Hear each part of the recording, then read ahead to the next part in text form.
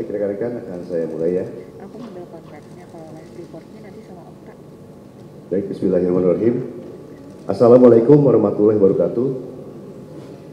Selamat pagi, salam sejahtera bagi sekalian, Om Swastiastu, Namo Buddhaya, salam kebajikan.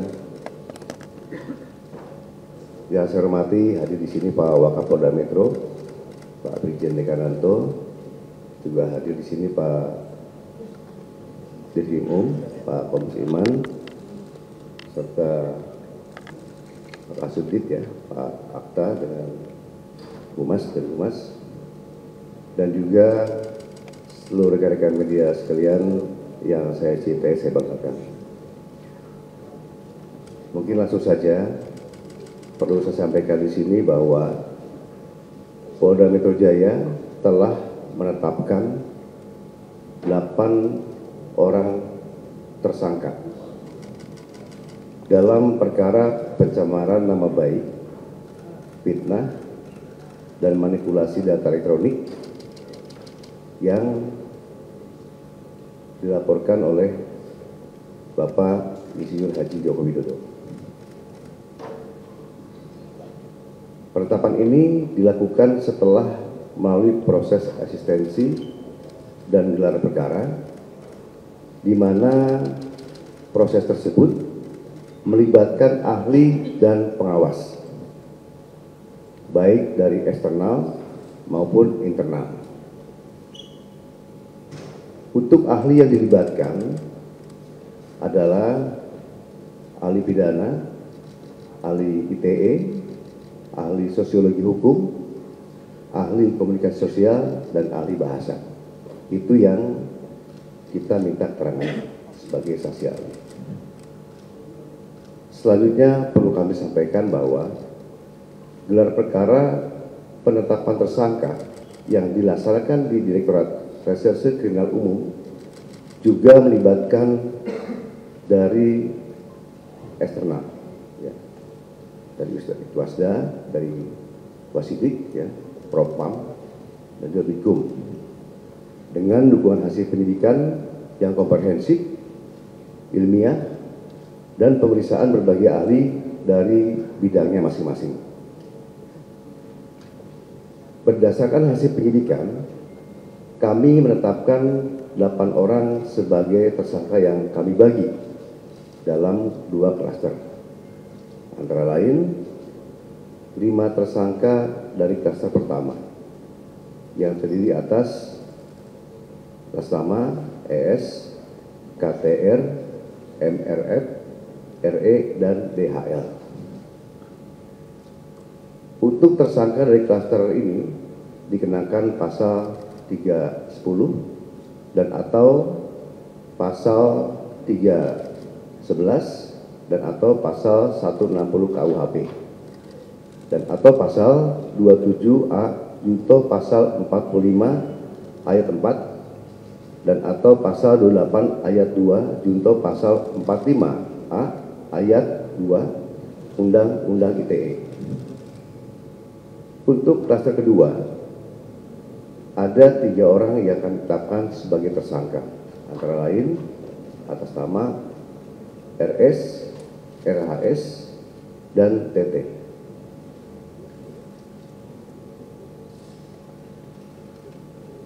Tersangka pada klaster 2 dikenakan pasal 310 dan atau pasal 311 KUHP dan atau pasal 32 ayat 1 junto pasal 48 ayat 1 dan atau pasal 35 junto pasal 51 ayat 1 dan atau pasal 27A junto pasal 45 ayat 4 dan atau pasal 28 ayat 2 junto pasal 45A ayat 2 Undang-Undang ITE.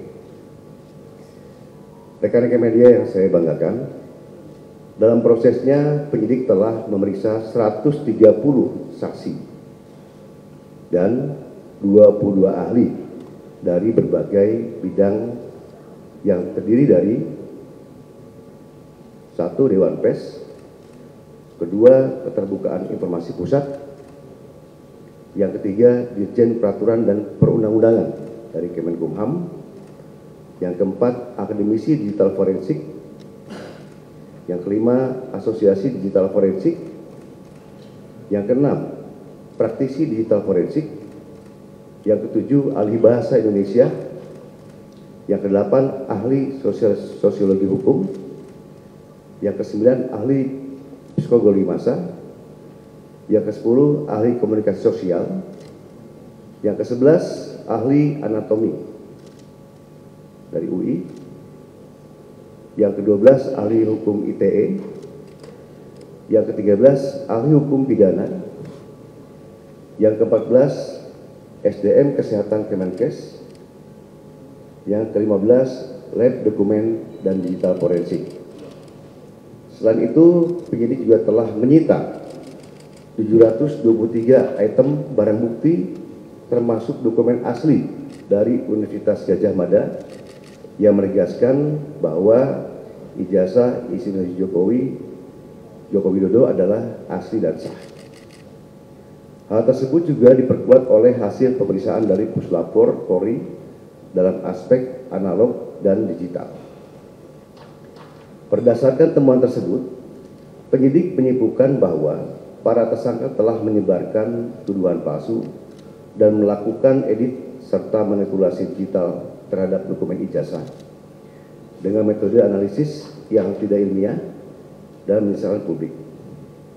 Selanjutnya, penyidik akan berkoordinasi dengan Kejaksaan Tinggi DKI Jakarta untuk proses hukum lebih lanjut. Pada kesempatan ini, kami tegaskan bahwa penanganan perkara yang kami lakukan murni proses penegakan hukum. Kemudian seluruh tahapan juga dilakukan secara profesional, proporsional, transparan, dan akuntabel. Oleh karena itu, kami menghimbau kepada masyarakat untuk bijak dalam menggunakan media sosial, jangan mudah terprovokasi oleh informasi yang tidak benar, serta selalu melakukan cek dan klarifikasi sebelum menyebarkan sesuatu.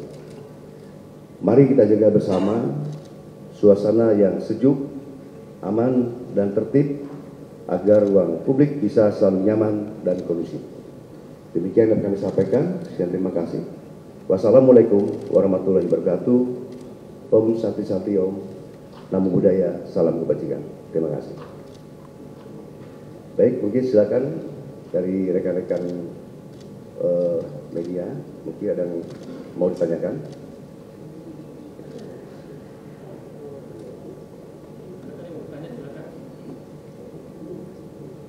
Ya.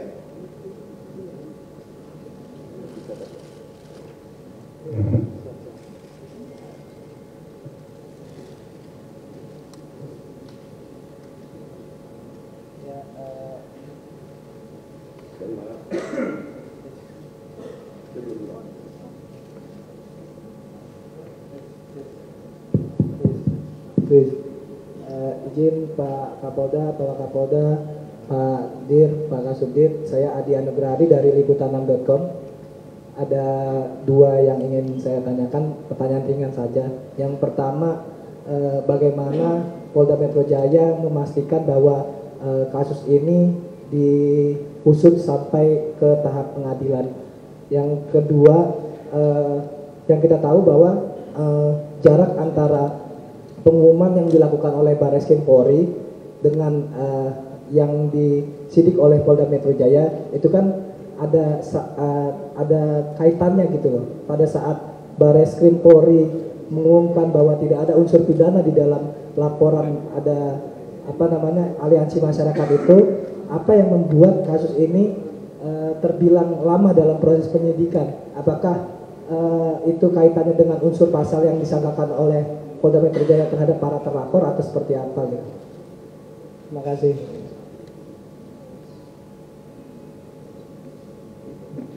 Baik, terima kasih Mas Adia dari liputan6.com. Perlu kami sampaikan yang pertama itu bagaimana Polda Metro Jaya bisa mengusut ya sampai pengadilan.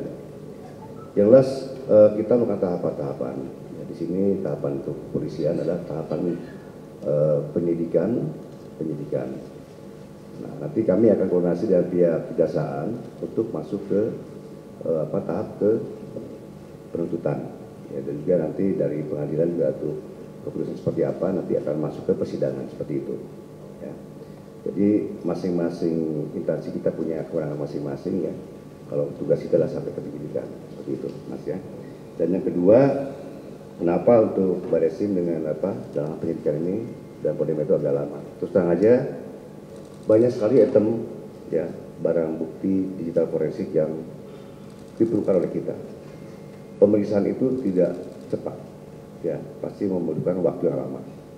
Nah untuk itu, karena pemeriksaan dari hasil digital forensik dari lapor ya laboratorium forensik dan juga digital forensik itu baru selesai dalam waktu minggu kemarin, nah, sehingga kita bisa menetapkan sesuai dari apa yang menjadi hasil pemeriksaan dari laboratorium forensik tersebut, menetapkan untuk proses lebih lanjut. Demikian. Nanti silakan mungkin kalau untuk teknis lagi Pak Dirkrim bisa menyampaikan. Silakan Mas siapa? Mohon izin Pak dari YouTuber Nusantara, nama saya Bill. Dari YouTuber Nusantara, nama saya Bill. Meminta klarifikasi Pak, kan kemarin kalau nggak salah yang terlapor itu ada 12 orang. Kemudian sekarang yang tersangka cuma 8 orang. Boleh dapat informasi terkait itu? Yang kedua, bagaimana Polda Metro Jaya menjamin bahwa proses pentersangkaan ini tidak akan mengalami jalan buntu alias akan sampai ke pengadilan, mengingat tidak sedikit juga kasus yang sudah tersangka tapi SP3. Saya pikir demikian. Ya mungkin silakan Pak Dirkrim bisa menambahkan. Terima kasih Jenderal, mohon izin Pak Bill. Kami sampaikan tadi dipertanyakan mengenai 12 yang awal dilaporkan. Dalam proses penyidikan ini tentunya kami berdasarkan pada fakta hukum yang kami peroleh di dalam proses penyidikan secara saintifik. Saat ini kami menetapkan 8 orang menjadi tersangka yang diduga melakukan satu perbuatan pidana. Namun demikian proses penyidikan ini terus berlangsung dan kami terus melakukan pendalaman. Kemudian berkaitan dengan bagaimana selanjutnya proses penyidikan ini berjalan, tentunya kami juga sebagai sebuah kesatuan bersama-sama dengan Jaksa Penuntut Umum dalam criminal justice system, kami terus melakukan koordinasi berkaitan dengan perkembangan penanganan perkara ini, ya tentunya dalam hal penuntutan juga ke depannya untuk dihadapkan di sidang peradilan sehingga bisa memberikan rasa keadilan bagi masyarakat Indonesia. Terima kasih. Siapa? Silakan. Selamat pagi Pak, saya Mahardika dari CNN Indonesia TV. CNN. Tadi ada beberapa tersangka yang juga dijerat dengan UU ITE ya Pak ya. Artinya kan ancaman hukumannya di atas 5 tahun. Apakah akan dilakukan penahanan mungkin Pak? Terima kasih. Silakan Terjun, bisa jawab. Baik, terima kasih Mas dari CNN ya. Terkait dengan kewenangan yang diberikan oleh undang-undang terhadap penyidik yang berhubungan dengan penahanan, tentunya ada beberapa pertimbangan yang akan dijadikan sebagai bahan pertimbangan oleh penyidik nanti pada saat pelaksanaan pemeriksaan kepada tersangka. Dari yang lain silakan. Ya. Izin saya Habibi dari merdeka.com. Hanya ingin meneruskan saja tadi kan untuk masa penahanan itu kan tergantung dari pemeriksaan nanti tersangka. Nah itu waktu untuk pemeriksaan tersangka itu kapan? Karena kan baru gelar perkara kemarin. Itu saja mungkin Pak Dir. Terima kasih. Oke, silakan Pak Dir.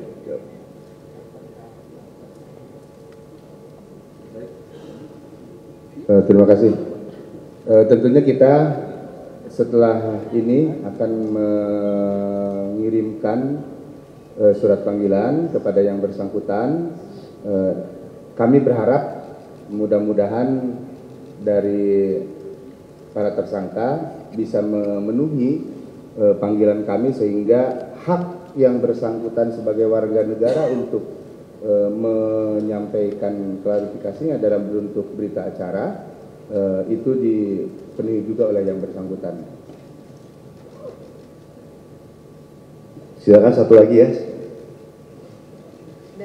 Saya Karla dari Kompas TV, Pak, mau menanyakan tadi kan disebutkan ada 2 klaster, yang klaster kedua ini, ya, Karla dari Kompas TV. Yang klaster kedua ini kan tadi disebutkan ada 3 dan yang klaster pertama ada 5 tersangka. Nah ini yang berdasarkan backgroundnya dibedakan 2 klaster ini apa? Apakah peran-peran yang mereka lakukan sehingga dibedakan ada 2 klaster ini? Kan untuk pasal-pasalnya juga ada yang sedikit berbeda, mungkin bisa dijelaskan lebih lanjut. Terima kasih. Baik, terima kasih Mbak Karla dari Kompas ya Mbak. Tadi disampaikan oleh Pak Kapolda terkait dengan 2 klaster. Dalam hasil penyidikan kami yang diperoleh fakta dari hasil penyidikan tersebut, tentunya penentuan klaster adalah berdasarkan dari fakta penyidikan yang diperoleh oleh penyidik. Dan itu sesuai dengan apa yang dilakukan atau perbuatan hukum yang dilakukan oleh masing-masing tersangka, sehingga ini akan menentukan pertanggungjawaban hukum seperti apa yang harus dihadapi oleh tersangka. Jadi clustering itu didasarkan pada perbuatan yang telah dilakukannya. Baik ya rekan-rekan, saya rasa cukup ya. Itu yang dapat kami sampaikan. Ya. Itu saja yang dapat kami sampaikan ya. Terima kasih atas perhatiannya. Terima kasih. Wassalamualaikum warahmatullahi wabarakatuh.